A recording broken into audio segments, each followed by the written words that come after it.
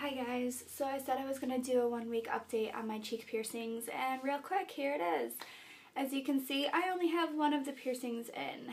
That is because when the swelling started to finally go down, I started to notice that my right one was a little closer to the corner of my mouth than the left one, and that bothered me. No one else seemed to notice it, but I did and my piercer did, so we decided to take it out and we will be re-piercing it this weekend. So my next video will be about a week after I have this one done. No sense in backtracking. But in the meantime though, the scarring for this one hasn't been too bad. It's still scabbing a little bit, still healing, no big deal. We've got this. It's not going to leave too much of a scar, if any, just because it didn't even have time to heal as a piercing itself, and it's only been a few days since this has been out. So anyways, the other one on Wednesday started to bleed a little bit in the morning. That's just because I was starting to eat and move around a lot. So it was kind of like just uncorking everything and moving and irritating. No big deal. However, if your piercing starts to gush blood or anything like that, please, please, please contact your piercer. It should never gush blood. Streaking, a little dribble here and there, even if it's for like 20 minutes. Mine lasted for about a half hour. Just let it go, no big deal. But please contact your piercer if it's anything that you feel is really serious, and then go see a doctor if anything. But after that has happened once, it's never happened again. I do still have slight bruising. It's a little green down here, a little purple up here.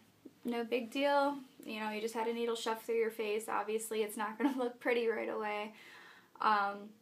I do have free range in my mouth though. I can talk, eat, you know, smile.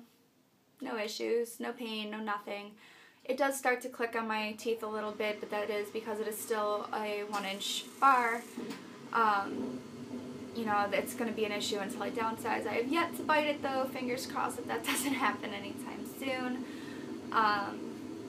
But basically, the only issue that I kind of have right now is the fact that it itches really bad. That kind of sucks. It's like a tattoo healing. Yeah, so it started leaking on Thursday, and I mean, it was crusting, but it was leaking because it's a 10 gauge hole through my face.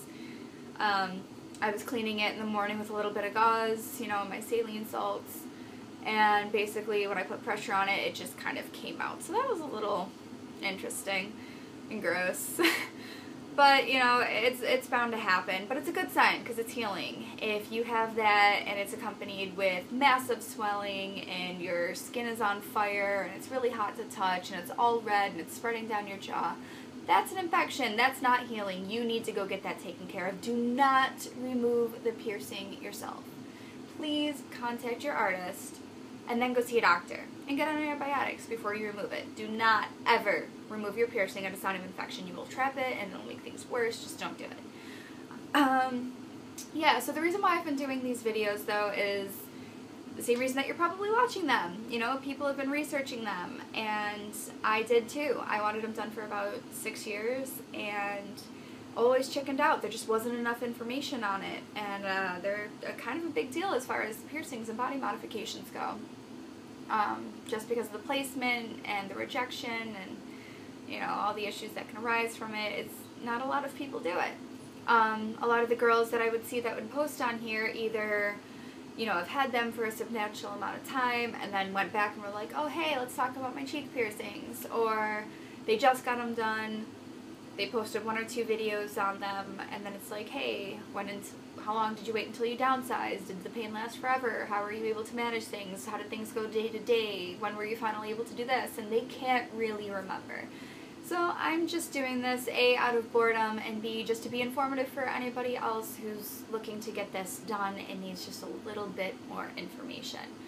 I'm going to keep this going probably up until the time when I downsize at the 6-week mark, because they're going to be about a week apart. I'm not sure if I'm going to downsize them both at the same time, but if they're, you know, looking about the same, it depends on how they want to heal and act up.